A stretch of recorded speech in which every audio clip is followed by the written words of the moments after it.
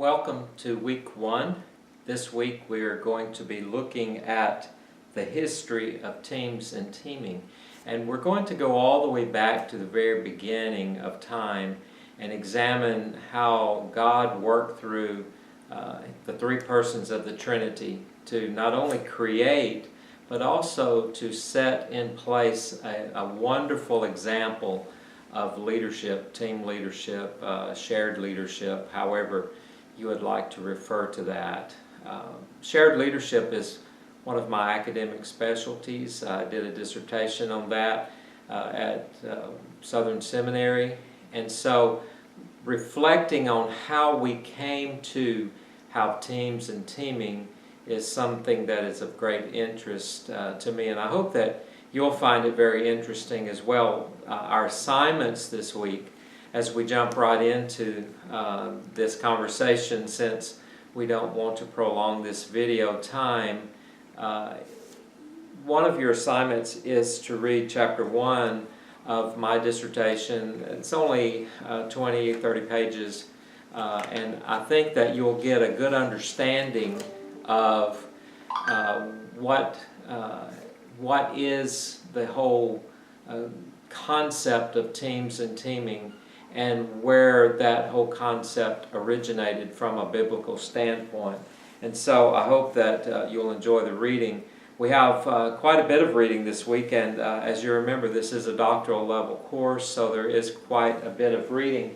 I do have copies of our text, and this week we'll dive into Crosby. And Crosby has a great little book called The Teaming Church Ministry in the Age of Collaboration. And we'll be reading in this book pages 1 through 78, a good chunk of that book. And we'll be revisiting that pretty much on a weekly basis.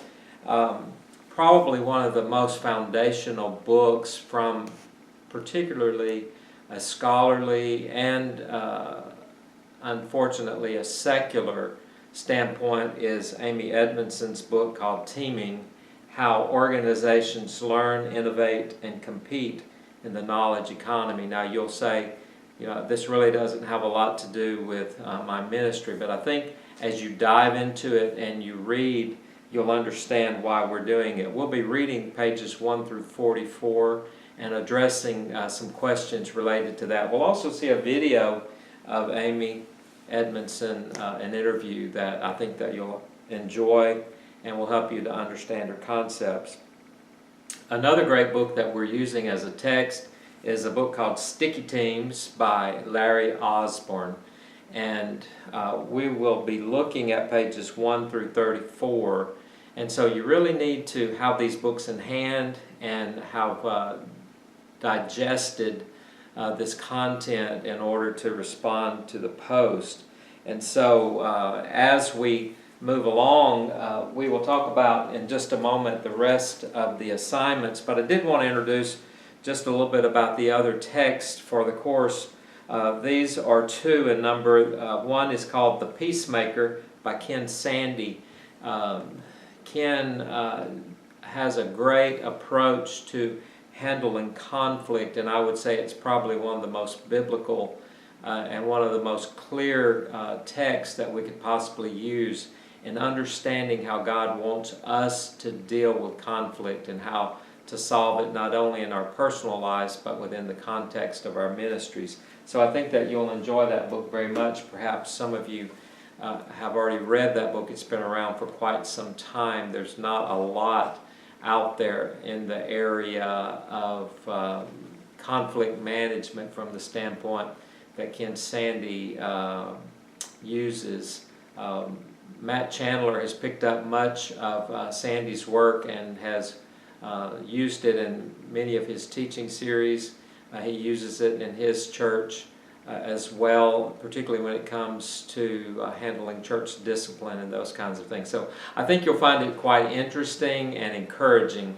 One of the best books ever written, as far as I'm concerned, is a book by William Bridges called Managing the Most of Change, Managing Transitions, Making the Most of Change. And One of the beauties of Bridges' work is that he talks to us about the problem of transitions, and he helps us to understand that it's not change so much that gets us into difficulty, but it's managing or the lack of managing transitions. And he has interesting diagrams and some conversation about how do we work through that neutral zone, that no man's land, that you might call it that wilderness time that we travel through every time that we affect some kinds of change process. And I think that you'll find that quite interesting. So I hope that you have begun to read that.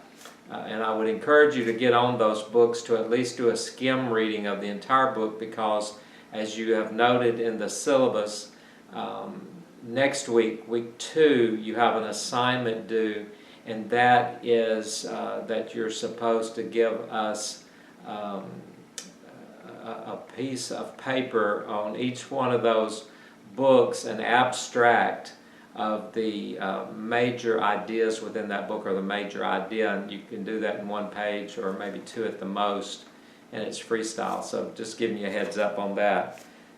However, for this week, as I mentioned, you can download the chapter 1 from my dissertation. You need to read that and be prepared to interact with that. But as you click into Blackboard and as you move through the assignments, you'll see that we have at least 2 learning activities for this week. And the first learning activity is really broken into 2 parts. And that first activity is basically dealing with the reading. And I'll read this to you right now to let you understand, and perhaps I can help you understand what I'm looking for. The first part is, based on the assigned reading, identify current models of leadership in the context of your local church. Now, we're not looking for models that you've read about and you're just going to talk about those. What we're looking for is for you to integrate what you've read into your own ministry area and articulate some of these leadership models that you see at work in your local church. Perhaps you're not at a church, you're in some other kind of ministry, then just use your common sense there and work through that as to whatever area of ministry that you're serving in.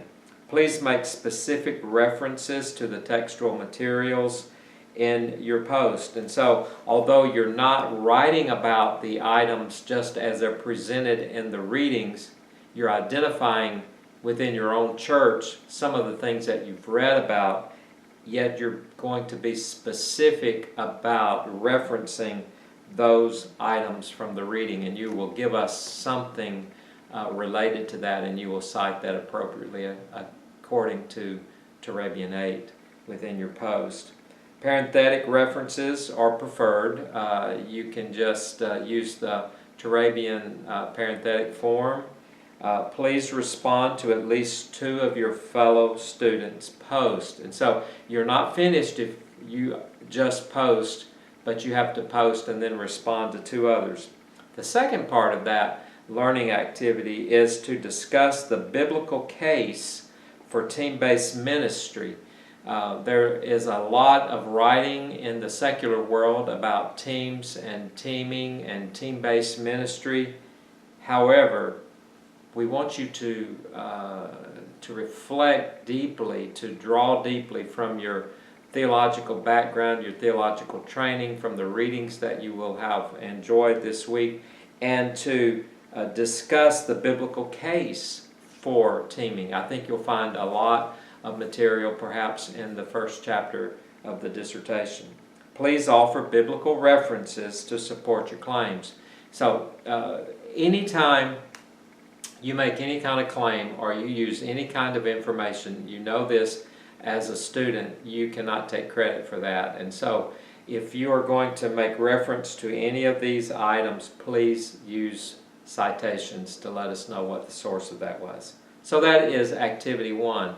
As you complete that activity, you'll move on to activity number 2, which involves watching a video that is attached. You can download the video, or you can just watch it through YouTube with Amy Edmondson. And then we want you to draw from your reading and react to Edmondson's comments in relation to the concept of biblical models of leadership, particularly those drawn from the model of Trinitarian relationships, such as perichoresis.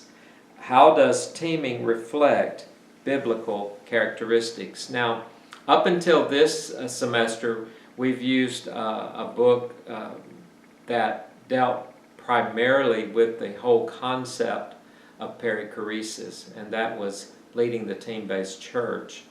And we're not using that text so much in this course this time. It's a rather dated piece.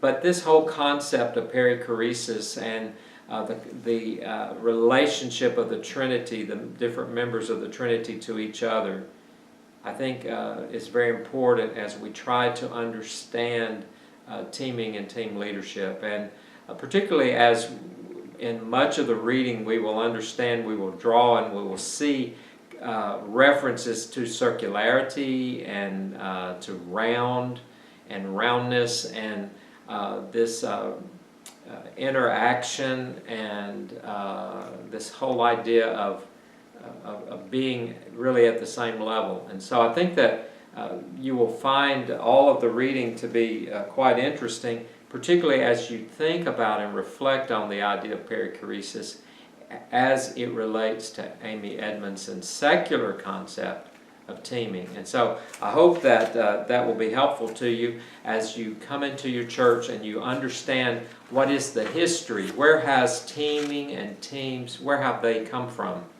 Is this something new that has just dropped down from academia? Or is this something that God gave us at the very beginning of time? And it would be my contention that God is the best model, the Trinity is the best model for team leadership or leadership of any kind for us to use in our ministries. And so I hope you'll enjoy the reading. I hope you'll have a great time interacting. As always, if you have any difficulties, you're welcome to call or text me or email me. My text number is 205-394-3279. My email is davism@piedmontu.edu, and you're welcome to email me or contact me any way that you can, and I'll be happy to get back with you just as quickly as possible. I hope that you have a great week as you study and as you share with us all on Blackboard. I'll see you there.